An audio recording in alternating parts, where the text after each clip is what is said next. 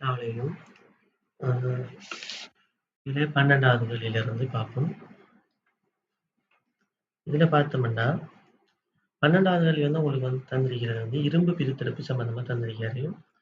இப்ப இரும்பு பிரித்தெடுப்புல ஊதுலையில நடைபெற செயற்பாடுகள் தொடர்பா 3 கூற்றுகள் தந்திருக்காரு. அப்ப இதுல வந்து நாம சேர்க்கிற மூலப்பொருள்னு சொல்லி பார்த்தோம்னா, ஒன்று ஏமடைட் சேர்ப்போம், அடுத்தது சுண்ணாம்பு சேர்ப்போம், அடுத்தது கட்கரி சேர்ப்போம். ஏமடைட் சேர்க்கிறதுக்கான காரணம் வந்து ஏமடைட் வந்து இரும்பு அடங்கியிருக்கிற ஒரு தாது. அப்ப அதுல இருந்து தான் இரும்பை பிரிச்செடுக்க போகிறோம். அப்ப இரும்பு வந்து பிரிச்செடுக்கிற முறை வந்து நாம சொல்லுவோம் தாழ்த்தல் முறையிலான் பிரிச்செடுக்கிறேன். கார்பனோராக்சைடு சேர்வையால தாழ்த்தல் முறையிலான என்ன செய்யுது இரும்பு பிரிச்செடுக்கப்படுது. அப்ப இந்த முதலாவது கூற்றுல அவர் ஒட்சியேற்றம் என்று தந்திருக்காரு. தாழ்த்தல் என்று தராம ஒட்சியேற்றம் மூலம் இரும்பு உற்பத்தியாக்கப்படுதுன்னு தந்திருக்காரு. அப்ப ஏ கூற்று வந்து பிழையான கூற்று. அடுத்த பி கூற்ற பாத்தீங்கன்னா சுண்ணாம்பு பத்தி சொல்றாரு. சுண்ணாம்பு உண்மையா சேர்க்கறதுக்கான காரணம் அந்த இரும்புத்தாதுல காணப்படுற அலுமினா அடுத்தது சிலிக்கா இந்த சேர்வைகளை அகற்றத்துக்கான சுண்ணாம்பை சூடாக்கக்குள்ள கல்சியம் ஒட்சைட்டுங்கிறது வரும். அந்த கல்சியம் ஒட்சைட் அலுமினாவுடையும் சிலிக்காவுடையும் தாக்கம் புரிஞ்சு கல்சியம் அலுமினேட்டாவும் கல்சியம் சிலிக்கேட்டாவும் கழிவுகளான அகற்றப்படும். அப்ப சுண்ணாம்பு மூலப்பொருள் கழிவுகள் அகற்றத்துக்கு பயன்படுதுன்னு சொல்றாரு. அப்ப அது சரி. சியில வந்து ஊதுலையினுள் சேர்க்கப்படும் கட்கரி எரிபொருளாகவும் தொழிற்படும் சொல்லி சொல்றாரு. உண்மையா கட்கரி வந்து என்ன செய்யும்? கட்கரிங்கிறது கார்பன். இது வந்து ஆக்சிஜனோடு சேர்ந்து தகனம் அடைஞ்சு கார்பனீர் ஒட்சைட்டு வாயுவை உருவாக்கும். இது ஒரு புற வெப்ப தாக்கம்ங்கிறபடியால சூழலுக்கு என்ன செய்யும்? வெப்பத்தையும் வழங்குறதுனால இதை என்ன செய்யறோம்? எரிபொருளா பயன்படுத்துறோம். எரிபொருளாகவும் பயன்படுத்துது. அடுத்தது வந்து என்ன? கார்பனோராக்சைடு உற்பத்தியிலையும் பங்கு வகிக்குது. அப்ப சி கூற்றும் சரி. அப்ப இதுல சரியான விடை எதுன்னு சொல்லி பார்த்தோம்னா பிசி மாத்திரம். உங்களுக்கு 3வது விட வரும். 12வது கேள்விக்கு விட 3வது விடை. அடுத்த கேள்வி 13வது கேள்வி. உங்கள்கிட்ட கேட்டிருக்காரு நேரோட்ட மோட்டரில் உள்ள திசை மாற்றிகளின் தொழிற்பாடு யாதுன்னு கேட்காரு. உண்மையா நீங்க நேரோட்ட மோட்டரை பார்த்தீங்கன்னா நேரோட்ட மோட்டர்ல ஒரு கடத்தி சுருள் இருக்கும். அந்த கடத்தி சுருள்ல இருந்து 2 முனையும் வந்து ஒரு நிலை மாற்றி அதாவது பிளந்த அரை வளையங்கள் அதோட இணைஞ்சிருக்கு. இந்த அரை வளையங்களை தான் நாம திசை மாற்றின்னு சொல்லி சொல்லுவோம். இந்த பிளந்த வளையங்களும் அதோட சேர்ந்து இதோட கார்பன் தூரிகைங்கிற கட்டமைப்பு இருக்கு. அப்ப இதான் திசை மாற்றின்னு சொல்லி சொல்றோம். உண்மையா இங்க என்ன நடக்குதுன்னா இந்த கடத்திக்குள்ளால போற மின்னோட்டத்துல திசையை மாத்துறதன் மூலம் அங்க என்ன செய்யுது இந்த ஆமேச்சர் இந்த கடத்தி சுருட்களை சொல்ற ஆமேச்சர் இந்த ஆமேச்சர் சுழல்ற திசையை மாறாம போயிடும். அப்போ ஒவ்வொரு சந்தர்ப்பத்திலையும் என்ன செய்யும் இதுக்குள்ளால போற மின்னோட்டத்தை ஒவ்வொரு சுழற்சியின் போதும் போற மின்னோட்டத்துல திசையை மாத்துறதன் மூலம் இந்த கடத்தி சுழல்ற திசையை மாறாம போயிடும். அப்ப இதான் இந்த திசை மாற்றுற தொழில். அப்ப இப்போ தந்திரிக்கிற விடைகளுக்குள்ள பார்த்தோம்னா முதலாவது சொல்றாரு காந்தப்புலத்திற வலிமையை அதிகரிக்கிறேன்னு சொல்றாரு. காந்தப்புலத்திற வலிமைக்கும் திசை மாற்றிக்கும் சம்பந்தம் இல்லை. அப்ப முதலாவது கூற்று வராது. அடுத்தது நேரோட்ட மின்னோட்டத்தை ஆடலோட்ட மின்னோட்டமாக மாற்றுதல் அதுவும் பிழை. இங்க வந்து நேரோட்டத்தை ஆடலோட்ட மின்னோட்டமா மாத்துறது பாட இவரு செய்யறல. அடுத்தது 3வது ஆமேச்சருண்டா பாயும் மின்னோட்டத்தின் திசையை மாற்றுதல். 3வது கூற்றுதான் சரியான கூற்று. ஆமேச்சரை பிடித்து வைத்திருக்கும் தாங்கியாக தொழிற்படல் அதுவும் பிழை. சரியா? அப்ப இங்க வந்து மின்னோட்டத்திற திசையை மாத்துதுங்கிறதுதான் சரியான கூற்று. அப்ப உங்களுக்கு 13வது கேள்விக்கு விட 3வது விட. அடுத்தது 14வது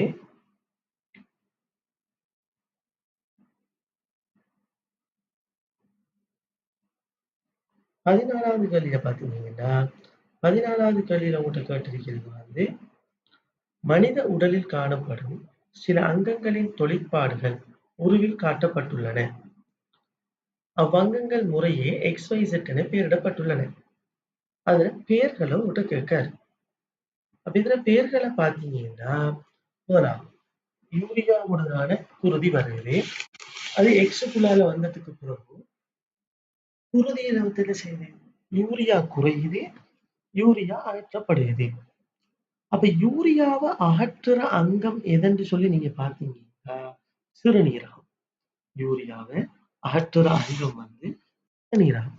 சிறுநீரகத்தினால் என்ன செய்யறேன்? யூரியா அகற்றப்படுற சிறுநீரகத்தின் பிரதான நைட்ரசன் கழிவு அகற்றும் அங்கம்னு சொல்லி சொல்லுவோம். அப்ப எக்ஸ் வந்து சிறுநீரகம். எக்ஸ் வந்து சிறுநீரகம்.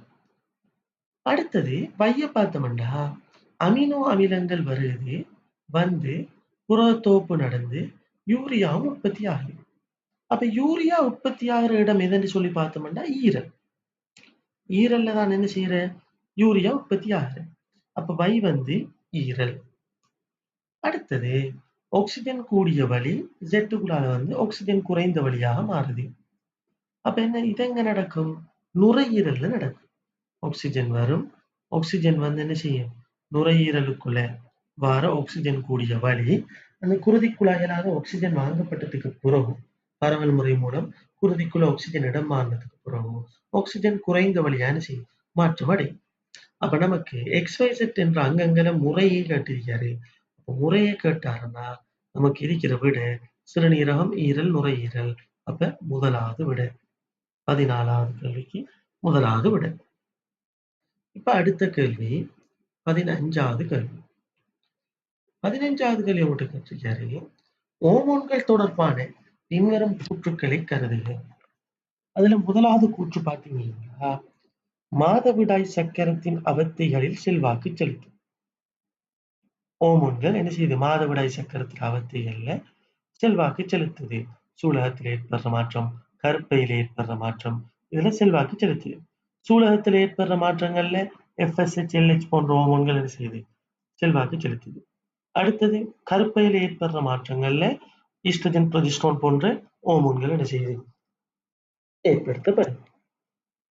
அடுத்தது கவச்சுரப்பியினால் சுரக்கப்படும். இது FSH, LH ஹோமோன் தான் என்ன செய்யுது?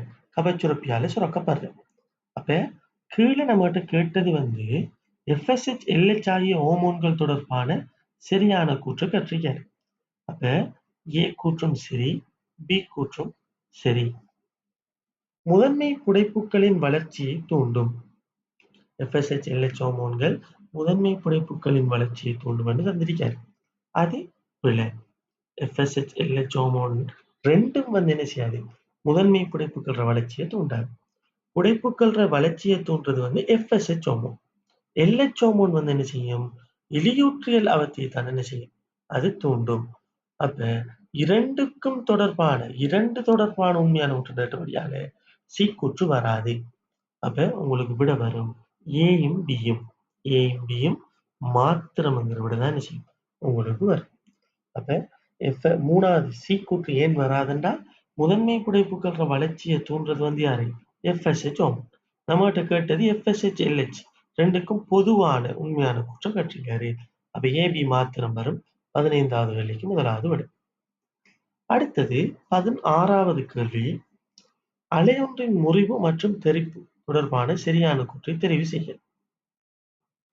முறிவு அலைகள் உதாரணமா ஒளி அலையை எடுக்கலாம். நாம வெளிச்சம் என்ன செய்யும்? முறிவு, அடுத்தது தெறிப்படையும். முறிவடையக்குள்ள என்ன நடக்கும்? அலைகள் முறிவடையக்குள்ள நடக்கும். அங்க அதுல வேகம் என்ன செய்யும்? மாற்றம் அடையுது. ஒளி அலைகள் ஊடகத்துக்கு ஊடகம் அதுல வேகம் மாற்றம் அடைவதன் காரணமாத்தான் அங்க என்ன செய்யுது? ஒளி முறிவு ஏற்படுது. அப்ப ஒளி முறிவு நடக்கக்குள்ள இந்த அலையொன்றின் முறிவை நம்ம எடுக்கலாம், ஒளி முறிவை நடக்கலாம். அப்ப அந்த ஒளி முறிவு நடக்கக்குள்ள வேகம் கட்டாயம் என்ன செய்யும்? மாறும். வேகம் மாற்றம் அடையும். சரியா? அடுத்தது முறிவு எடுத்தோம்னா மீடுரனை பார்த்தோம்னா மீடுரன்கள் என்ன செய்யாது? மாற்றம் அடையாது. மீடுரன் மாற்றம் அடையாது. முறிவின் போது என்ன செய்யறல்ல? மீடுரன் மாற்றம் அடையறல்ல, வேகம் மாற்றம் அடையும். அப்ப 2வது கூற்றுதான் உங்களுக்கு இந்த கேள்விக்கு விடையா வரப்போகுது.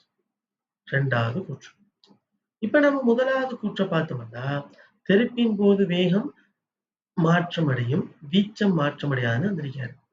தெறிப்பின் போது வேகம் மாற்றம் அடைகிறல்ல. ஏன்? அதே ஊடகத்துக்குள்ளால பட்டு தெரிக்குது. அப்ப என்ன செய்யாதாங்க?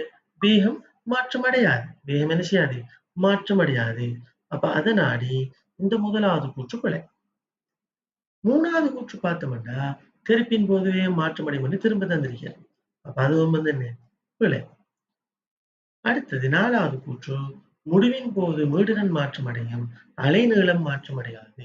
சொல்லி சொல்லியிருக்கார். அப்ப இதுல இங்க என்ன? மீடிறன் மாற்றம் அடையும். ஊடகத்துக்கு ஊடகம் மீடிறன் என்ன செய்யும்? மாற்றம் அடையும். முறிவின் போது மாற்றம் அடையும். அலைநீளம் மாற்றம் அடையாதுங்கிற கருத்து தான் அவர் முன்வைக்கார். அப்ப இதுல நாம பார்த்தோம்னா, இந்த அலைகள்ற மீடிறன் என்ன செய்யறல்ல? அங்க மாற்றம் அடைகிறல்ல. அதனாடி 4வது கூற்றும் பிழையான கூற்று. அப்ப நமக்கு நல்ல திட்ட தெளிவான விடை இருக்கு. முறிவின் போது மீடிறன் மாற்றம் அடையாது. ஆனா வேகம் என்ன செய்யும்? மாற்றம் அடையும். கட்டாயம் வேகம் மாற்றம் அடையும். அதனாடித்தான் இந்த முறிவு ஏற்படுகிறது. ஊடகத்துக்கு ஊடகம் வேகம் மாற்றம் அடைவதன் காரணமாகத்தான் அங்க முறிவு ஏற்படுகிறது. அப்ப உங்களுக்கு சரியான கூற்று 2வது கூற்று. 16வது கேள்விக்கு 2வது விடை. இப்ப நாம அடுத்தது 17வது கேள்விக்கு போவோம். 17வது கேள்விய பார்த்தீங்கன்னா,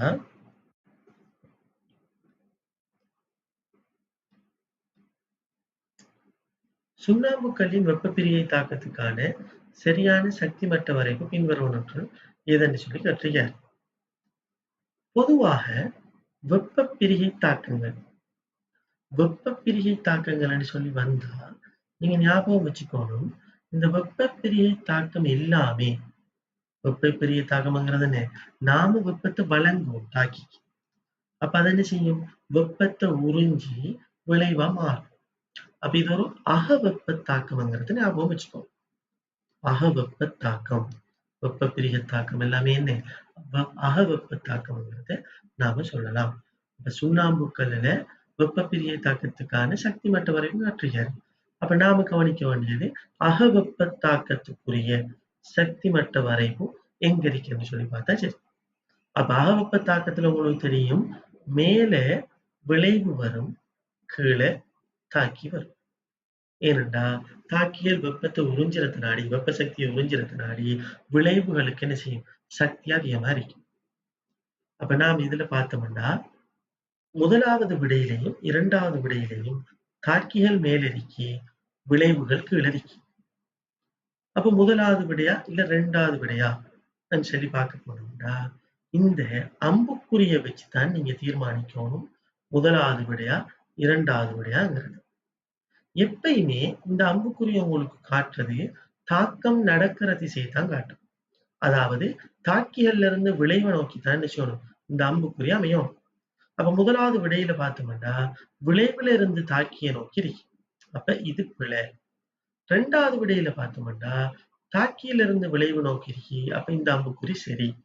அப்ப 17வது கேள்விக்கு நமக்கு விளங்குது 2வது விடை தான் வருமங்கிறது விளங்குது. 17வது கேள்விக்கு விடை 2வது விடை. 2வது விடை.